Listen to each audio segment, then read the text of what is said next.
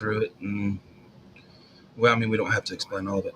Hello, everybody. This is Thomas Panther, and we're at another Thomas's Torture Time, or as it's called tonight, Thomas's Break Time. This is my best friend Dalsu over here. Hey guys.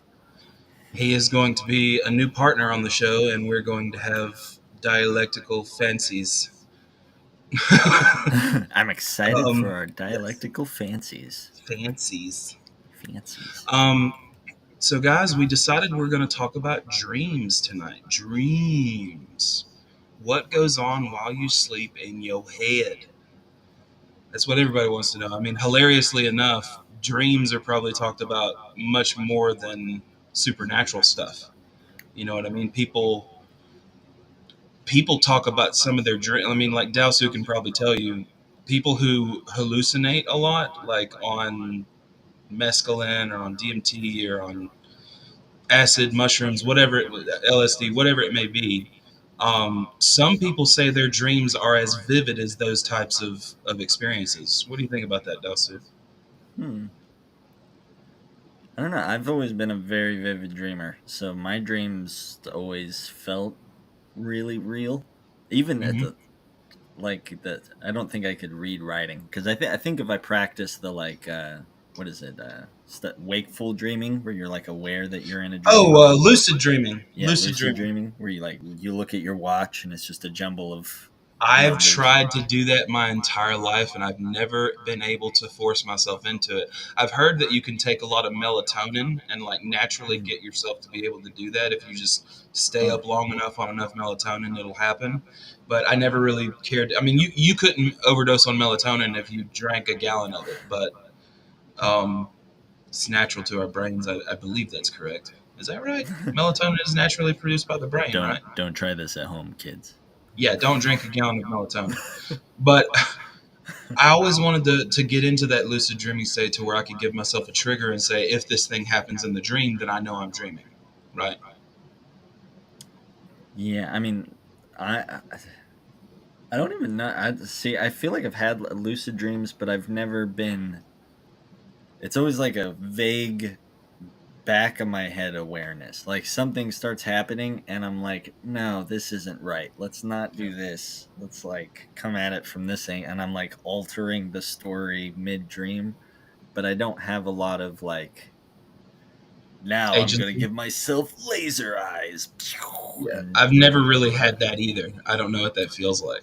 my partner used to have a reoccurring nightmare where they were trapped in a tower and they'd be like Ooh, either chased by people or acid would fill up the whole tower, something, and just be a horrible, terrible situation. And then yeah. they kind of got the lucid dream thing down, and they like pushed open the walls and it led to like Winnie the Pooh's forest. And they just like went to their happy place instead of this nightmare and just walked through the walls. And I was like, that's pretty dope. I mean, if they know they're doing it, that's even more fun because I would do all kinds of stuff in my dream if I knew that I was like in control. I would be the richest person on planet Earth and just do drugs all day. but um, So let's jump to just real quick because we've had a little fun there.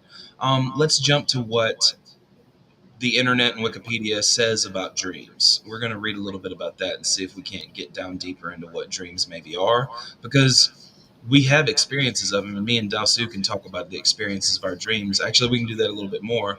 Um, my dreams are so abstract. Even though there's like a storyline when I'm asleep, I can tell that there may have been a sequence of like brain states and events that happened, but it all seems jumbled and like abstract and fuzzy when I immediately after I wake up. Do you get that sensation?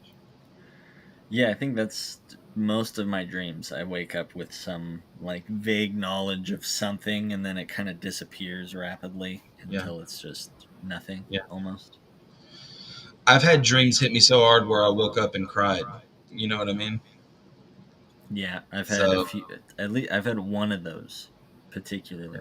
I've had a I've had dream one of those particularly as well. Go ahead.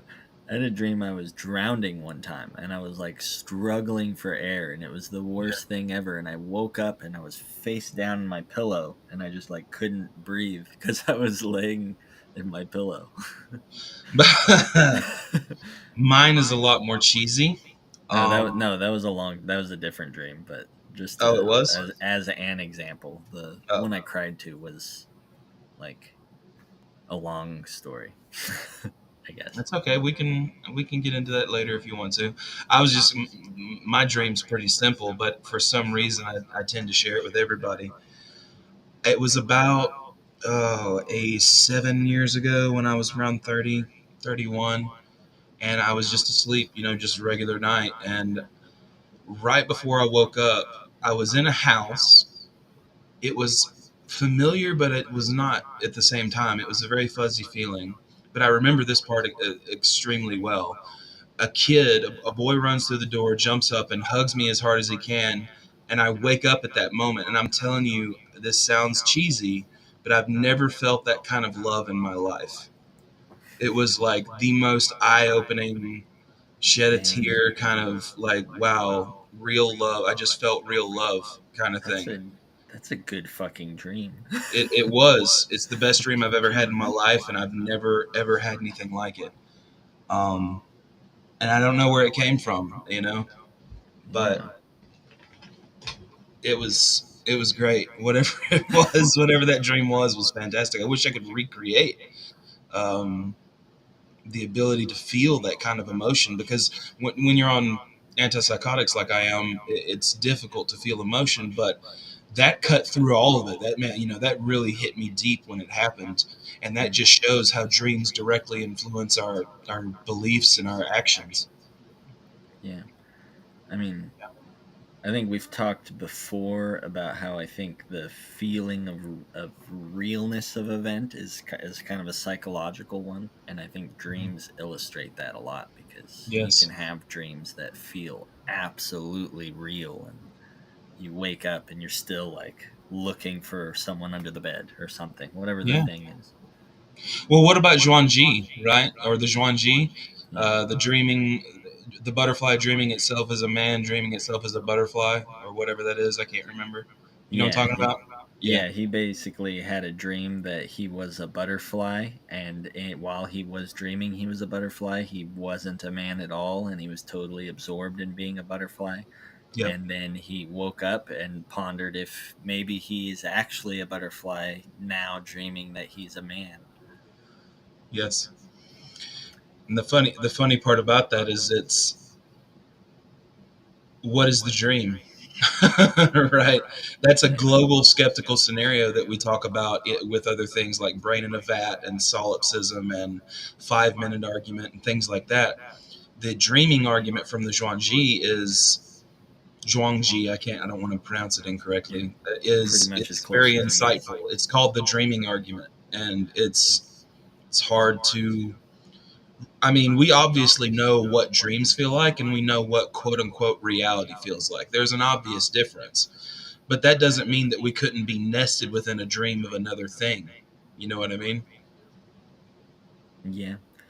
What do you I think think about the dreams were like the first simulation argument because they didn't have simulations, they just had dreams. So that? like Right. the idea that we're all in the mind of God, we're some dream of some third Yeah, God entity. would be simulating us. Yeah. Yeah. No, that's right. They didn't have any idea of what you just mentioned. I wonder how Yeah. that changed their perceptions of dreams. Back in the day, it was probably thought of as being a real part of everyday life. I'm not sure, but I would assume that people probably gave more meaning to dreams in the past than they do now with all of the scientific understanding that we have. Yeah, probably. I mean, I'm willing to bet that there were also, I mean, you had no standard of truth. You only had different authorities telling you that they were all the standard of truth with Hmm. equal merit because no one could invent something that would. And if they did, it wasn't necessarily because their beliefs half the time. It was just because they're a smart person or something. You got it. I bet you there were like empire cult, like, king cults where they all worship like the king. I Yeah. bet you those existed where they thought if the king died that like reality stops. Like I bet you that Oh there were. yeah. I'm for sure that was, I mean, maybe even definitely. Kim Jong Un. I bet you they're, from what I hear, I don't know if it's Yeah, propaganda or whatever, but yeah. I wonder what the dreams are like over in North Korea. Probably not too great. Um, democratic. we love you, Obviously, they North dream Korea. of If you somehow democracy. get this in the future, we love you, North Korea. Keep on struggling. Do your thing. Do it right. Um, so a dream is a succession of images, ideas, emotions, and sensations that usually occur involuntarily in the mind during certain stages of sleep. Humans spend about 2 hours dreaming per night, which is about right, yeah. And each dream lasts around 5 to 20 minutes, although the dreamer may perceive the dream as being much longer or shorter than this. The content and function of dreams has been the topic of scientific, philosophical, religious, every type of interest you can imagine throughout recorded history. Dream interpretation practiced by Babylonians in the 3rd millennium BCE is an example of this, and even earlier by ancient Sumerians. Figures prominently in religious texts and several traditions, and it's also played. Dream interpretation has also played a role in psychotherapy in some ways. Of course, psychotherapy is a philosophy, in my opinion, not a psychology, but that's okay. It's still useful. Um, the scientific study of dreams is called oneirology. It's spelled ONEIR-ology. Oneirology. I think that's the right way to say it. Does that sound right to you, Delsu? I would guess so. Well, it's either that or Oneirology. one irology, and I don't think that's it. One I'm just going to say irology. oneirology. So, most Oneirology. modern dream study focuses on the neurophysiology of dreams, what is actually happening in the mind and the nervous system, and what is going on within the neurons and things. Um, the you know the science study focuses on the neurophysiology of the dreams and on proposing and testing hypotheses regarding dreams' actual functions. What the dream is doing to you neurologically. It is not known where in the brain dreams originate, just like we don't know where thought or emotion or any of that originates, because it's all a part of the brainwave soup that's going on in your mind.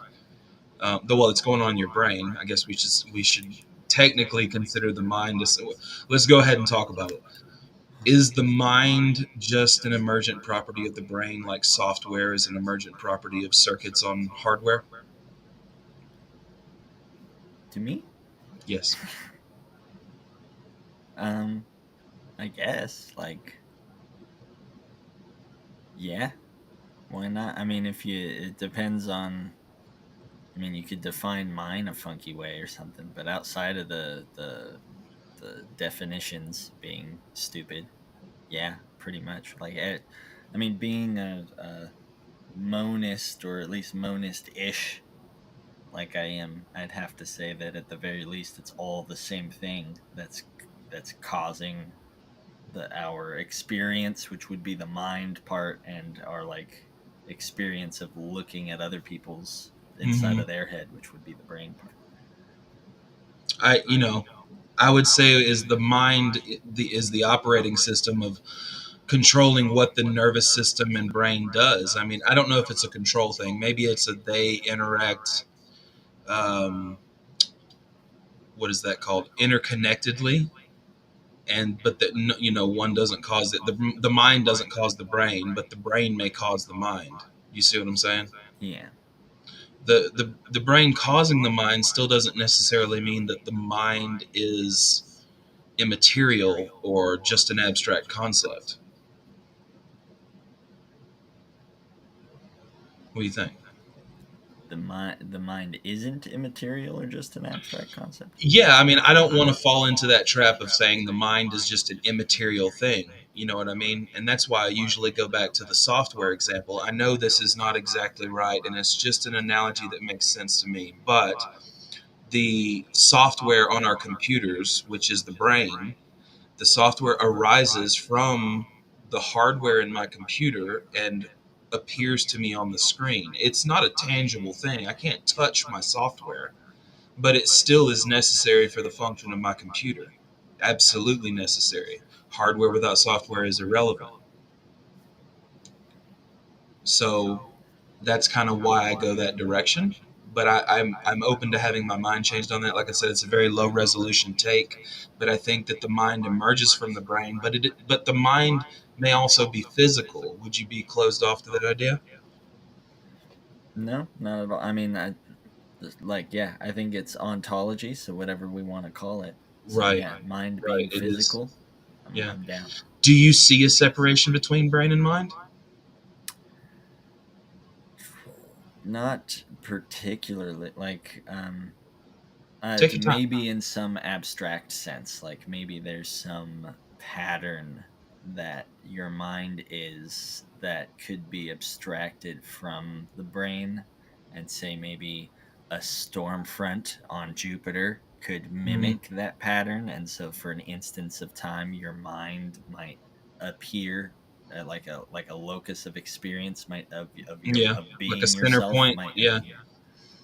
But outside of that, like mathematical pattern abstraction, um, Mm, they would it's like, yeah, there's some instances where I could see them being separate, but for the most part, like as we experience it, for sure, yeah. brain cause mind, Yeah. 100%, until we download it on a computer or something.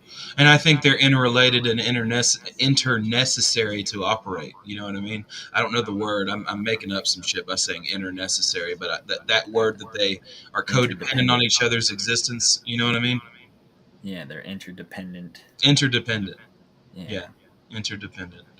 Anyway, so that was a good thing we needed to cover, and I think we got to a good understanding there. So like I was saying a minute ago, it is not known where in the brain dreams originate. Just like we can't pinpoint the neurons. You know, neurons are forming a neural network across all these axons and all these connectors and everything, and these networks are just like innumerable. There's a shitload of these neural connections between neurons and between all these different synapses and shit. It's more than the stars in our galaxy. It's a lot, but that whole structure makes up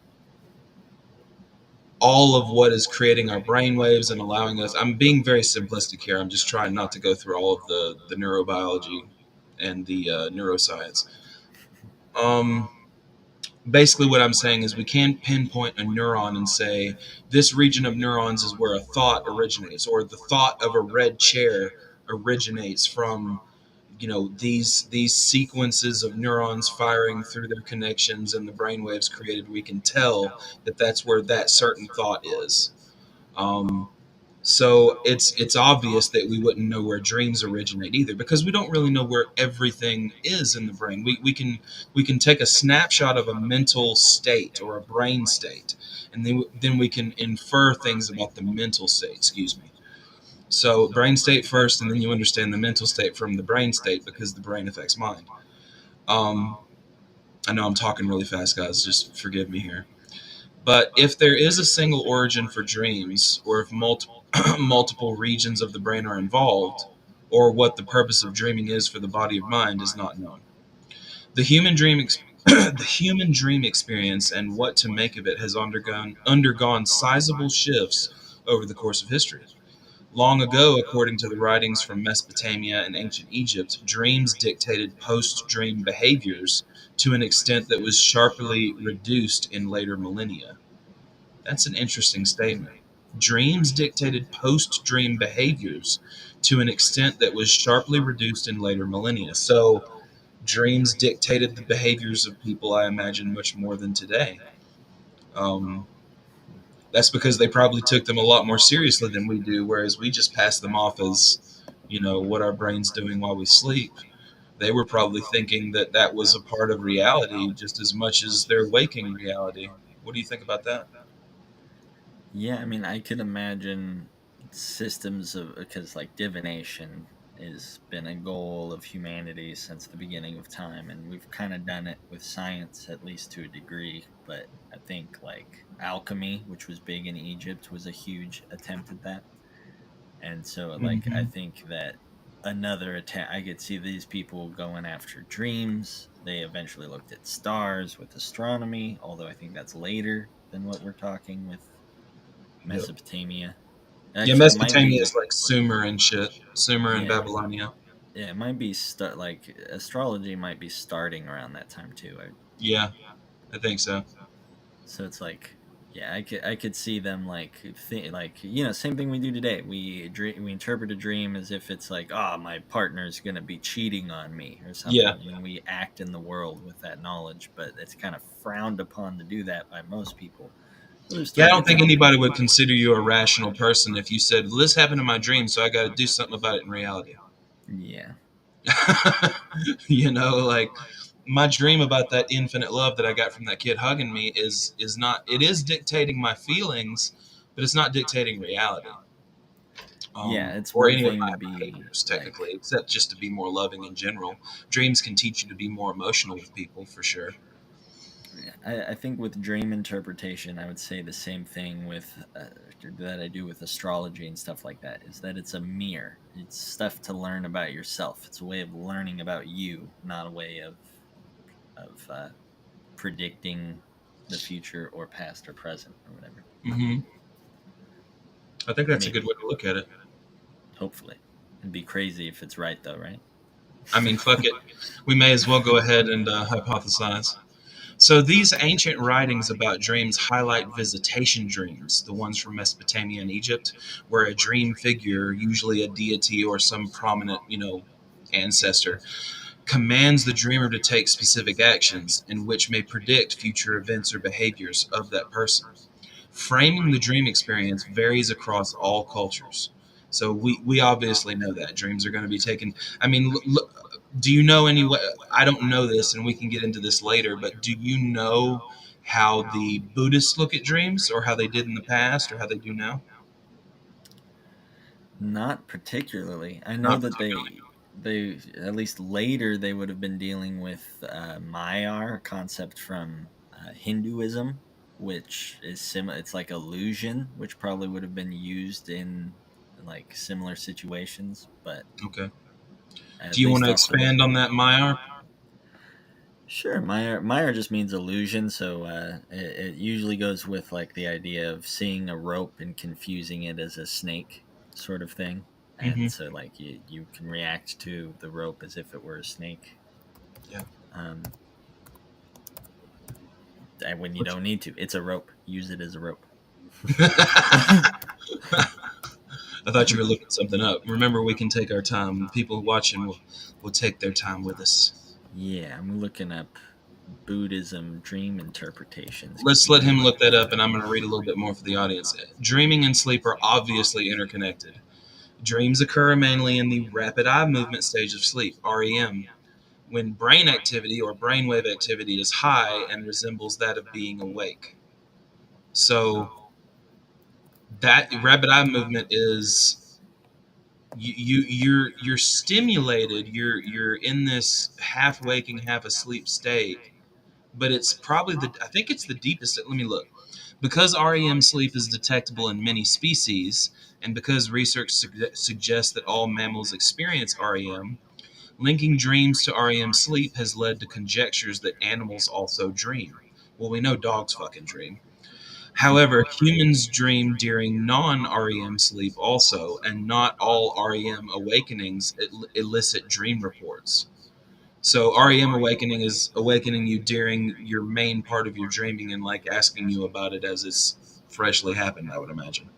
Um, to be studied, a dream must first be reduced to a verbal report, which is an account of the subject's memory of the dream, not the subject's dream experience itself, because the interpretation is always going to differ from the experience, which will differ from the intersubjective experience of someone else.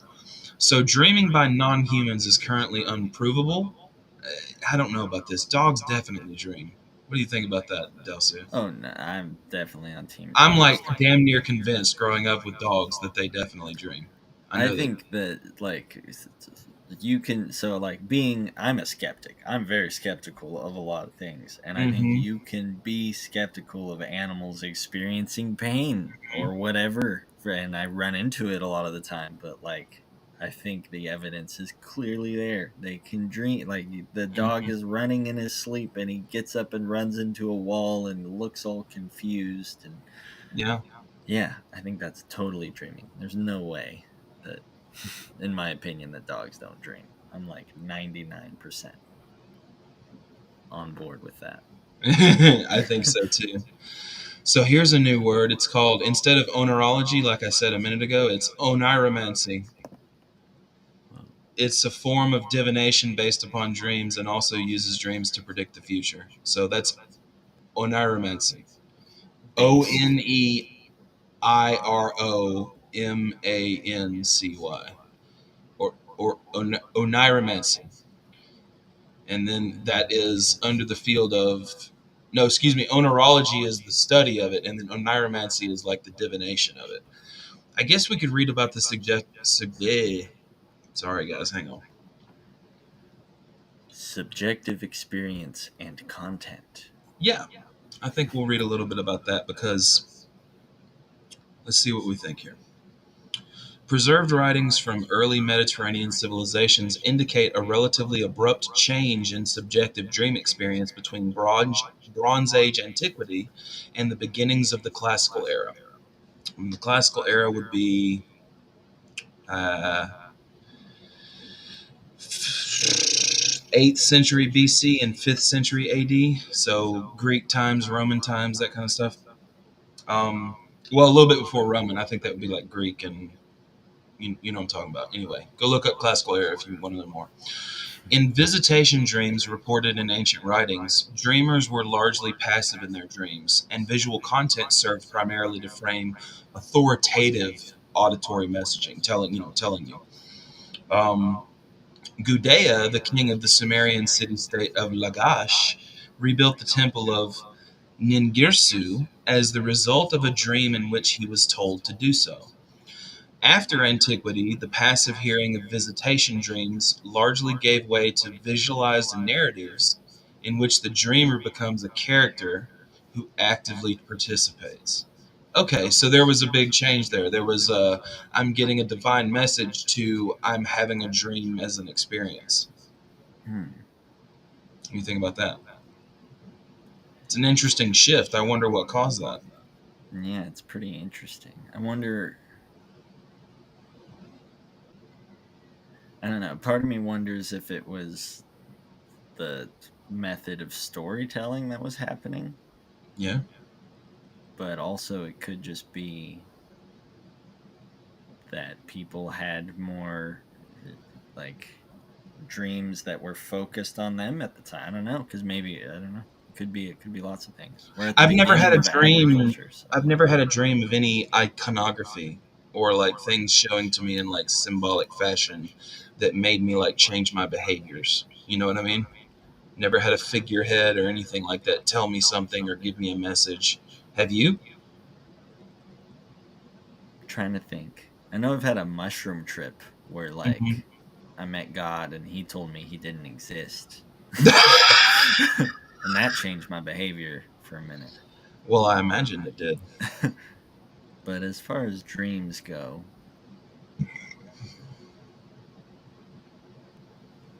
I can't think of anything that felt like I I was can't divine either. again. But I'm like, sure there are some people we could come across that have, though. yeah, I mean, also you eat some moldy bread. It's got a little ergot in there. Next thing you know, you're having a dream that feels realer than real, and your Yeah. God's telling you he doesn't exist. And the I whole mean, when time, you're tripping, reality becomes distorted.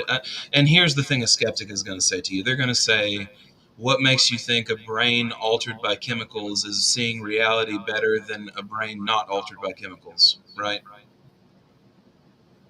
yeah, I mean, my skeptical response to that skeptical response would be like, who says that our right thinking brain is set up to perceive reality as it Yeah, is? maybe when you're tripping, you're actually perceiving reality as it's meant to be seen.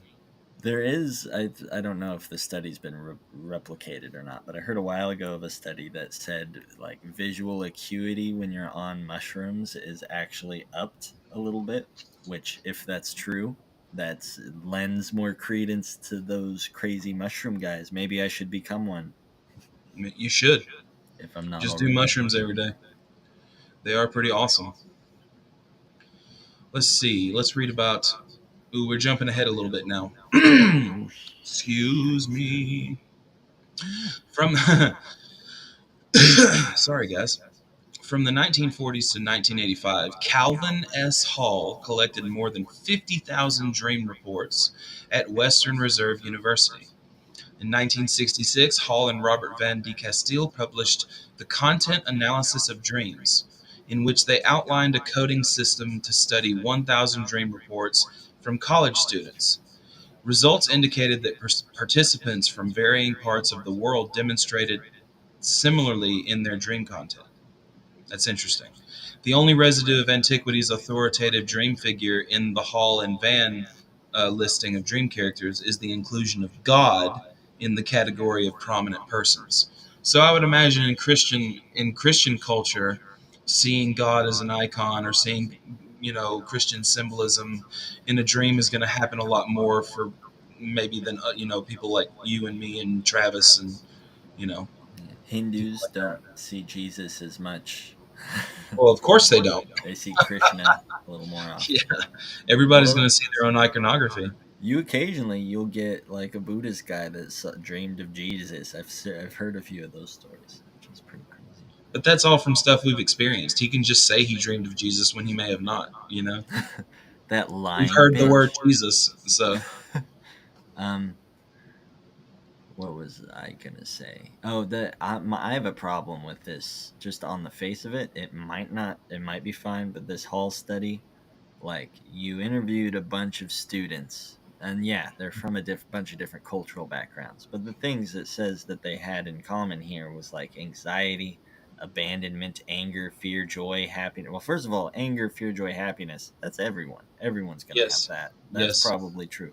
But yeah. anxiety, abandonment, like you're talking about college students at a college campus away from home for the first It time in their does say life. that negative emotions were much more common than positive ones, and what you're saying is correct. Keep going.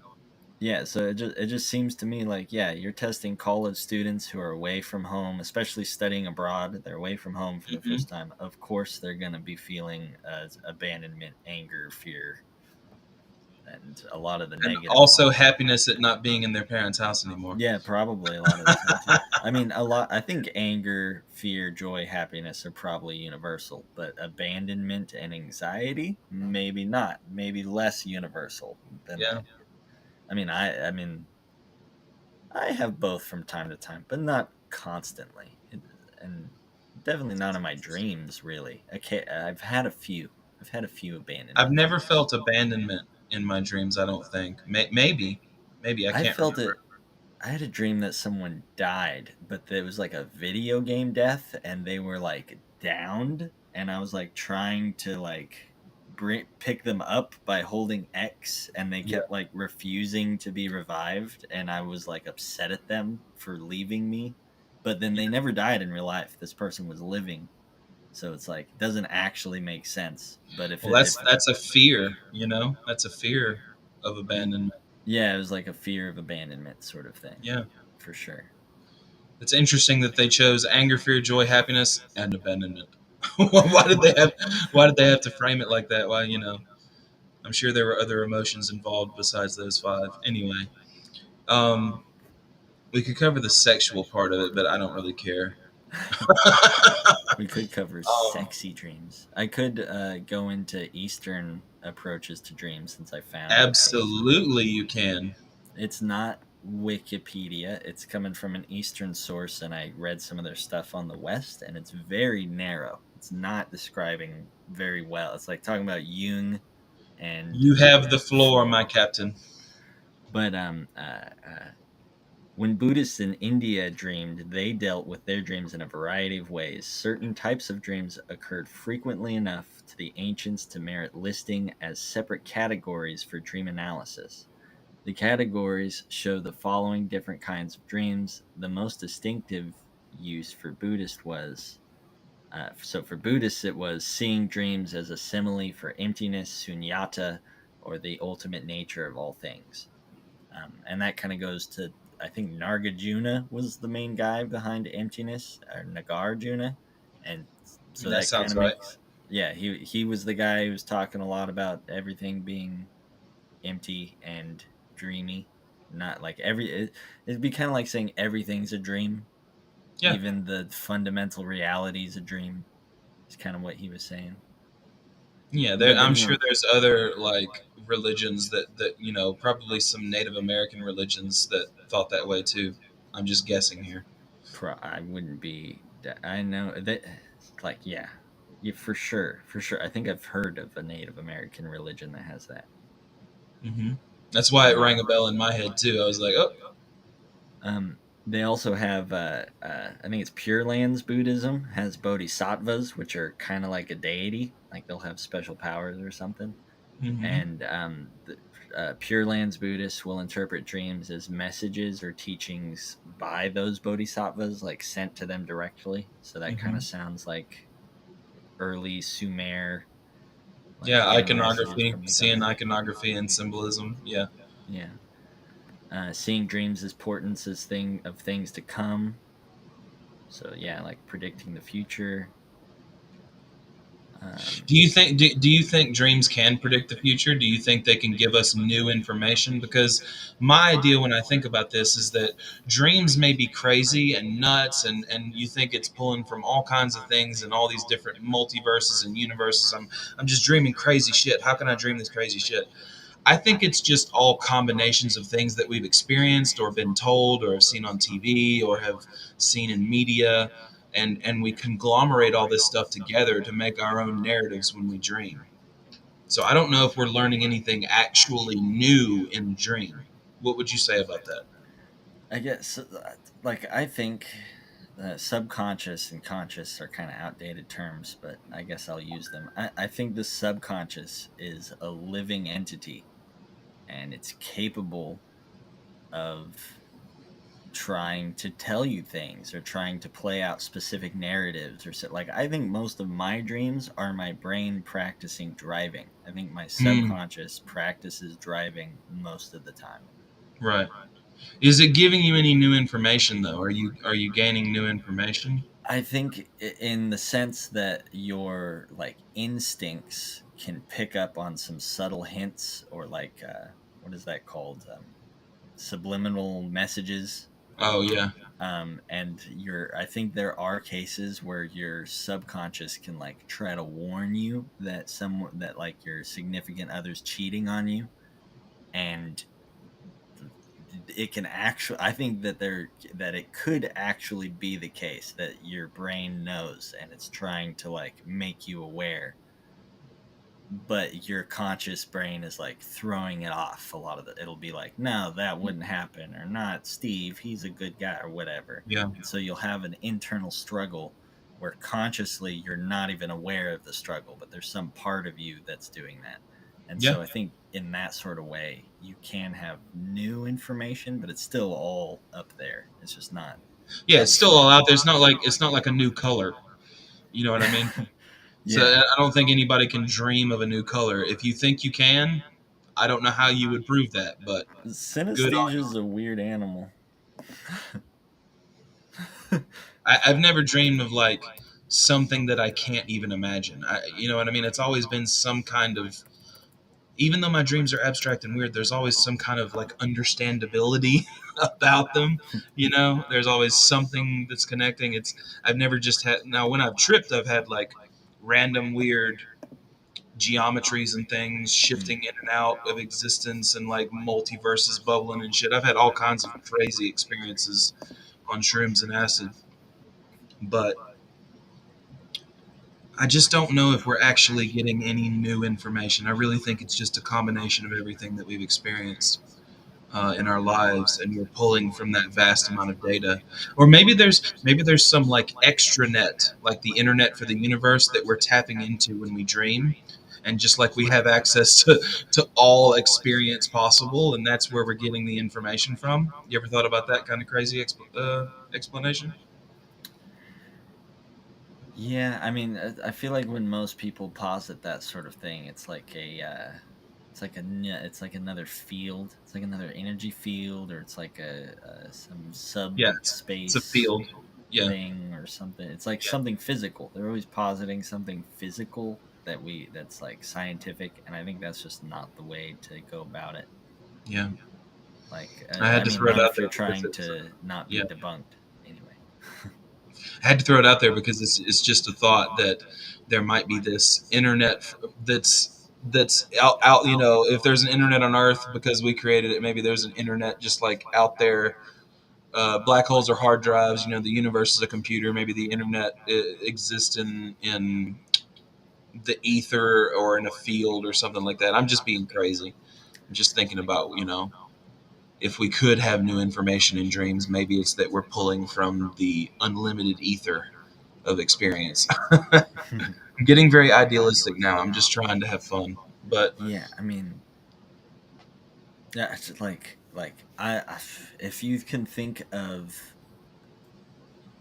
the universal, like math, if you can think of math that way, like there's this instinctual level understanding of the way the world is operating that we have like built into us, but it's not necessarily a narrative coming like in our head. It's like hmm something structural. Maybe we could like maybe when we dream, that's one form of accessing that like internal uh maybe it's genetic or whatever, maybe it's just physics being a part of us, whatever you would call it, hmm if you want to make it a physical thing at all. But and I that mean, it may be a field. It may be physical. a math field, that'd be crazy. Wouldn't Like it? there's a rationality field, and if you exit that, now you've broken out of logic and rationality. Cause and effect don't exist outside of. Maybe there's like subspace domains where um, oh, we can get crazy. I'm not going to go Yeah, off into like Star we'll Trek try. shit. I can get Uh, weird with that. Anyway, there's no reason to go on with that. That's all science fiction. Talking about like some uh, universal substrate that's like a field or some kind of internet that's out there that we're like hooking up to when we sleep. That's all. That's all just me going hyperbolic. So don't take me seriously. when So it does say computers here. sleep, What's that? when computers sleep, do they dream of electric sheep? Yeah, that's Um, Blade Runner, right? I think so. I think that is Yeah, it's Blade Blade Runner. Runner. We I have think that's Brett Blade Runner. Benson in the audience, who is an awesome teacher guy. Brett is Shout out. awesome. He is the man. Maybe I just there was one more thing. I don't think I ever read it.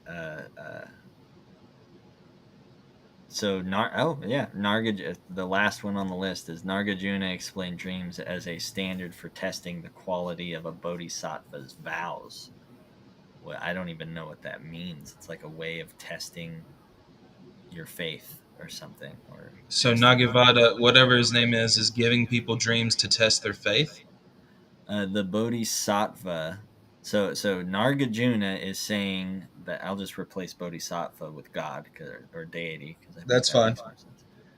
So Nagarjuna explained dreams as a standard for testing the quality of a deity's vows.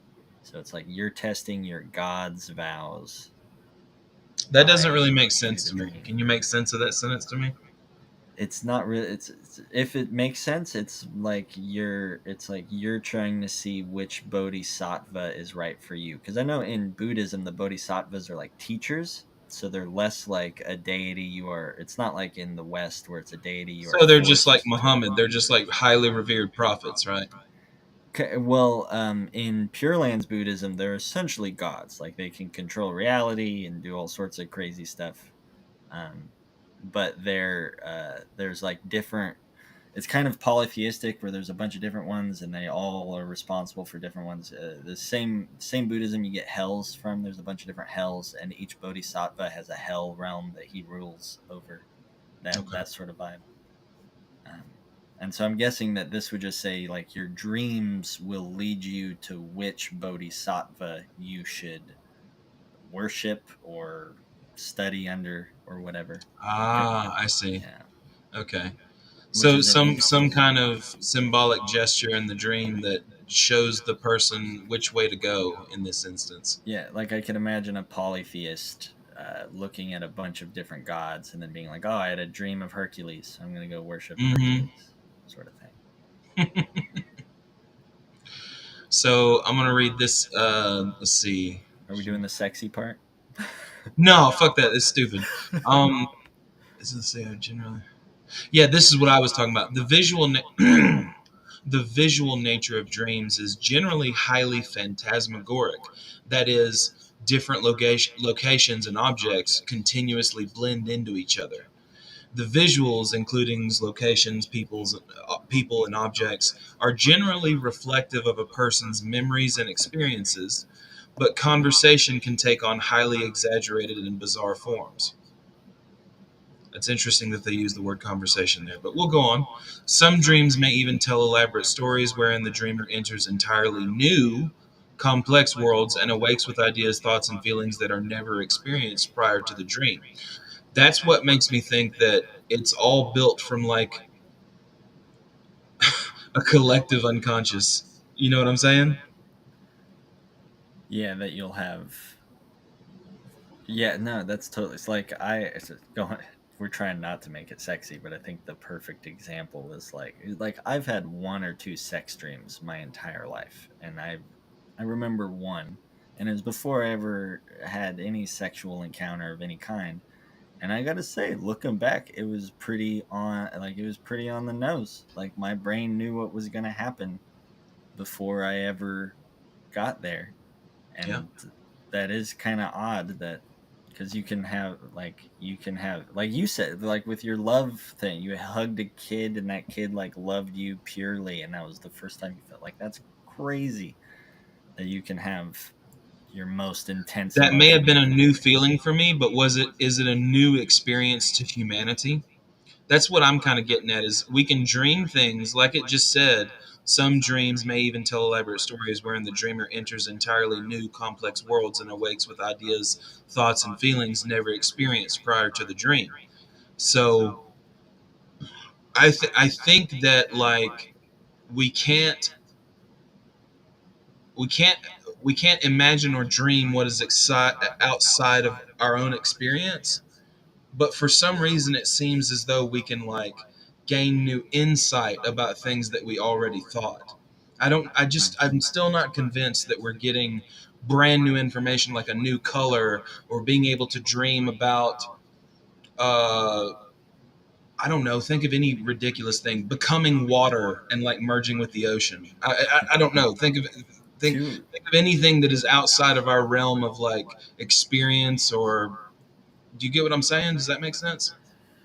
Yeah, I don't think it's possible to conceive of something outside of our experience. So it's kind of weird. But I do think that there have been people who have dreamed a new kind of math into existence or dreamed a new music number and then But they still knew about math. It wasn't yeah. like they were like dreaming something completely alien to them, you know? Yeah, that's true. It's not like someone with zero math skill woke up one day and like started writing numbers on a chalkboard because he had a dream about it, and it was.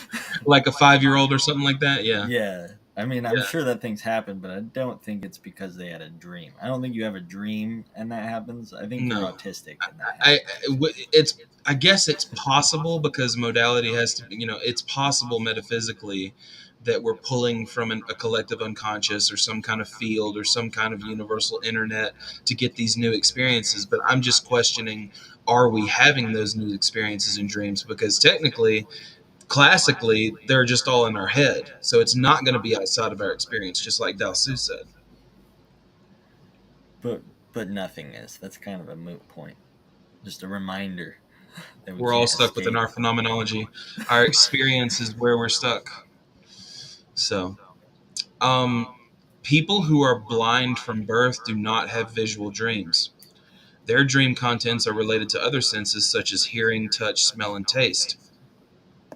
Now that's interesting because that's really telling you like, can they smell new smells that have never graced their nose? Can they touch a surface or like a texture that is completely alien to anything they've ever experienced? I just don't know.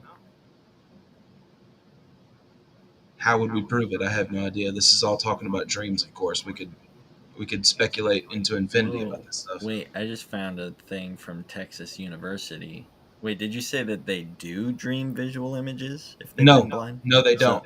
so I just found another article from Texas University that claim that people who have been blind since birth do dream visual images. They just do Oh, it far less often and intensely than sighted people.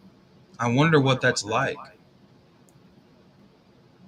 Never being able to see, but having sight in dreams, that doesn't even make sense. Yeah, from a Google search it seems like this Wikipedia is lying to us. Well, I believe you. Let's Let's see. check. Let's look it up. Let's look it up. Do blind people have visual dreams?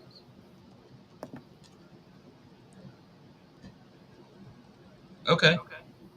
It says, yeah, Texas University, the one you read. Okay. That's very Obviously, basic. people who've been not been blind their whole life are going to have visual dreams, but people who are blind their own life, It's pretty crazy. what I'm seeing is on Quora and Reddit, it's saying they may experience visual stimuli. You see anything? Oh, I found one from BBC and I'm checking it Okay. right What does it now. say? I have to look at my cookies, you son of a. On healthline.com, it says, can blind people dream? And it says, more recent research suggests that people who are blind from birth or otherwise can still experience visual images in their dreams. Well, of course, otherwise. I'm talking about from birth. Give me a good answer here, Google. If you've ever had any visual stimuli in your life, it's not going to be hard for me to understand how you have visual dreams. But if you've never had visual stimuli, I'm very, very skeptical about saying that now they may be able to tell you, hey, I had some visual imagery, but how would they know? How would they know that they had visual imagery in their dream? They've never seen anything. That's true. So the BBC one disagrees with the Texas one and says Okay. a study by Danish researchers found that the longer someone has been blind, the less likely they are to dream visually. And while those who are born blind may not see in their sleep, they are more likely than those with sight to experience auditory, olfactory, gustatory, and tactile components to their dreams. Yep. Gustatory is taste. No, it's gut feel. Feel it in my Gut gut that it's feeling. gut feel. It's my gut. That's how I feel. My That's gut. how I feel my gut. I feel in my gut when I dream. What? Um, Wait, National so it looks Library. as though there is argument about whether blind people dream, but what I'm seeing here is that they usually do. Very rare for them to have a visual dream, but I still wouldn't know how they would purport to know that or report it to somebody because they've never seen anything. So I'm just going to remain skeptical on this one and draw that to a close.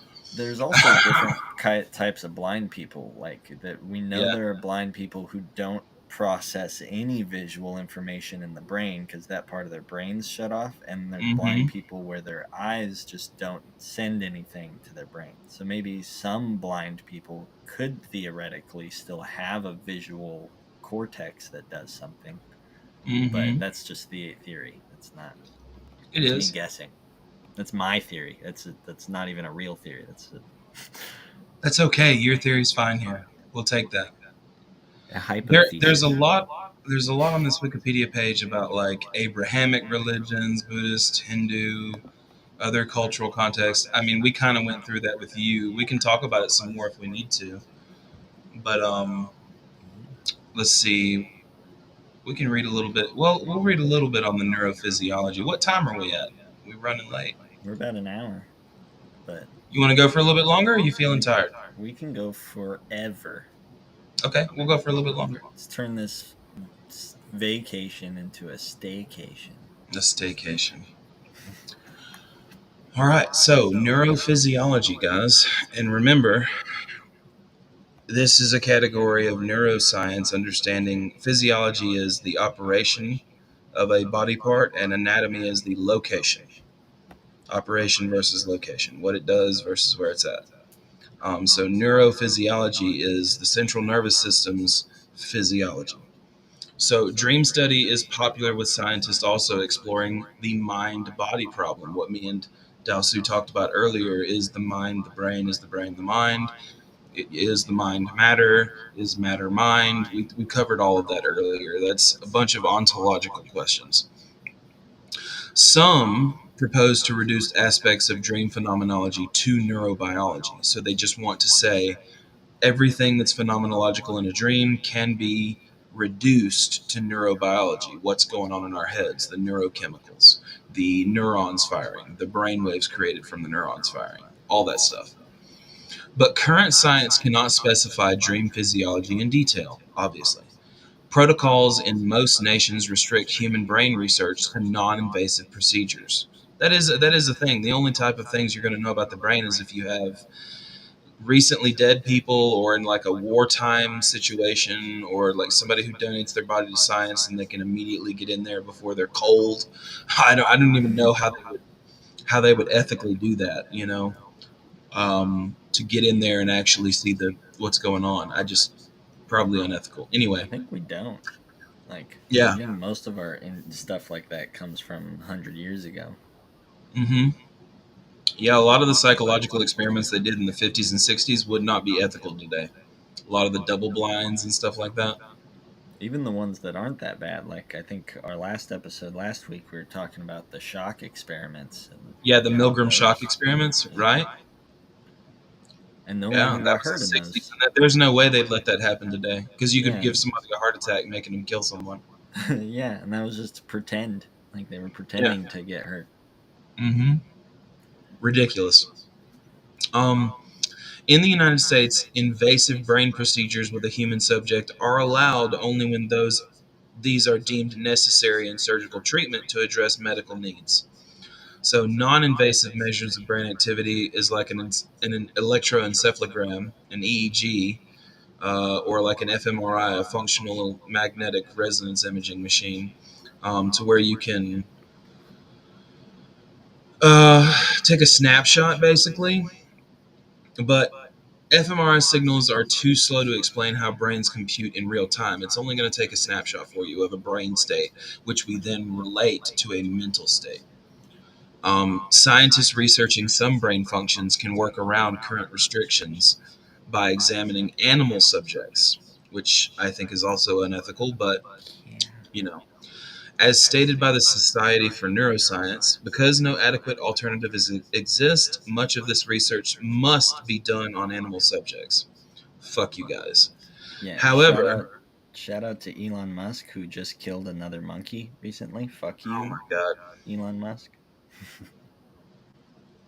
Because, like, Mr. Musk's hunting habits.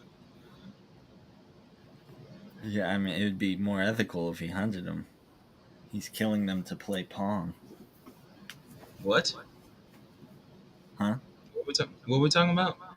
The Neuralink. I read an article the other day that he lost another monkey to the Neuralink thing, which is, oh no, did we lose? I think we lost Meister P, Mr. Tomas, to the same thing.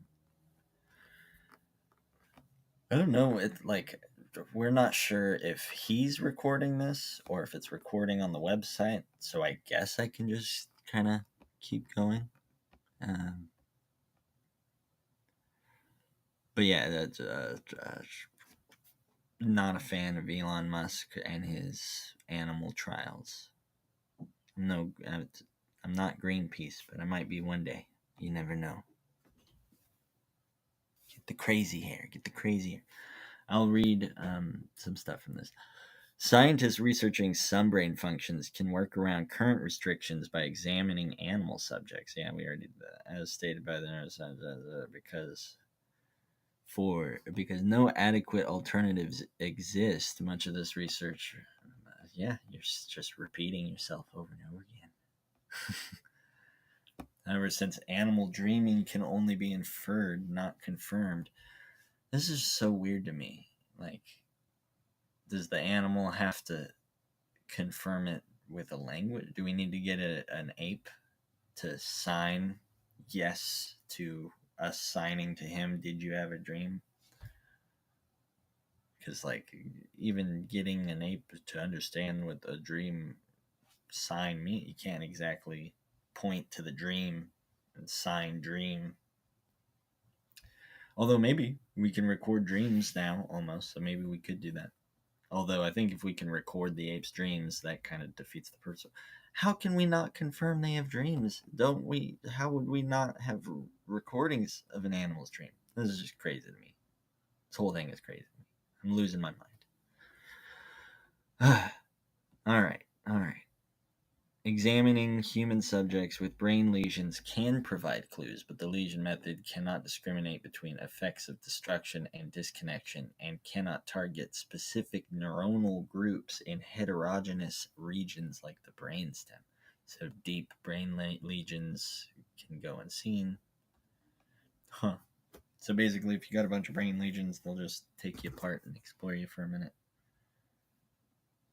And then they'll try to get some stuff in here. Let me see if he has messaged me.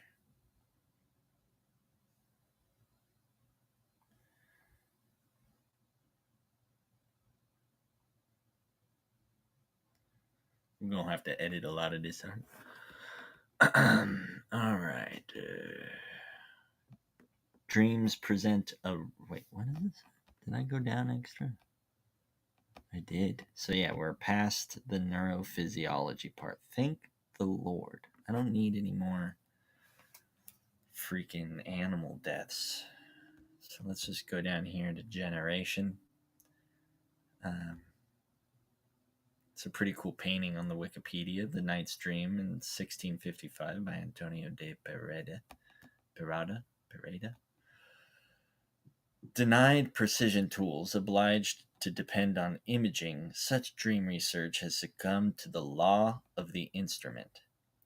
The law of the instrument, or law of the hammer, Maslow's hammer, or the golden hammer, is a cognitive bias that